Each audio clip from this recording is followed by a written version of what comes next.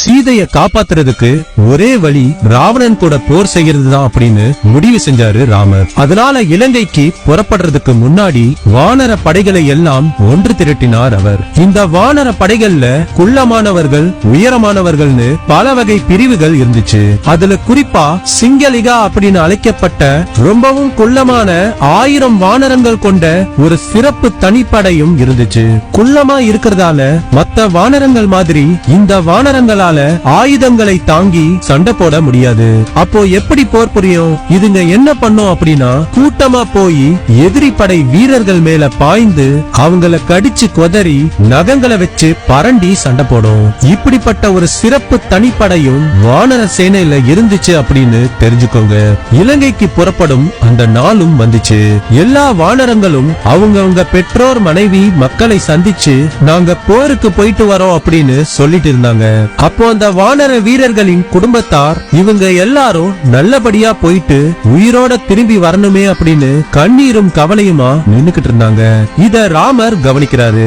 உடனே அவரு, யாரும் கவலைப்படாதீங்க, இவங்க எல்லாரும் என்னுடைய படை வீரர்கள், இவங்களை பத்திரமா கூட்டிட்டு போயிட்டு வர வேண்டியது என்னுடைய பொறுப்பு அப்படின்னு சொல்லி வாக்கு கொடுத்துட்டு எல்லாரும் இலங்கைக்கு கிளம்பினாங்க.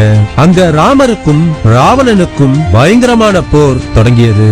ராவண படையில பல முக்கியமானவர்கள் கொல்லப்பட்டனர். தன்னுடைய பக்கம் இழப்புகள் அதிகமாகிட்டே போறத பார்த்த ராவணன் தூங்கிக்கிட்டு இருந்த அவருடைய தம்பி கும்பகர்ணனை எழுப்பி போருக்கு போக சொல்றாரு.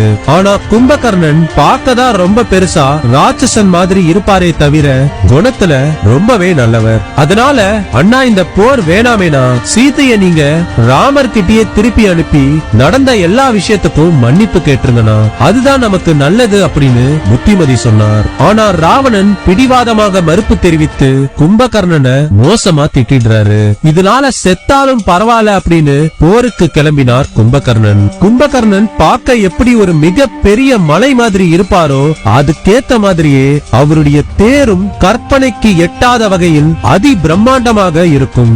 அந்த தேருக்கு முன்னாடி பல ராட்சச மணிகள் தொங்கிக்கிட்டு இருக்கும்.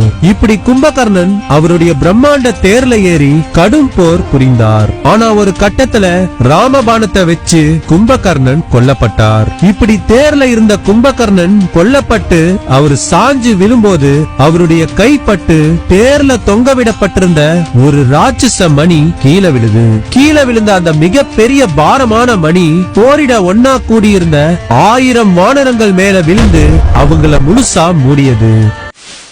திடீர்னு ஏதோ ஒரு பெரிய பாத்திரத்தை வச்சு யாரோ அவங்கள மூடிய மாதிரி உணர்ந்த அந்த வானரங்கள் எல்லாம்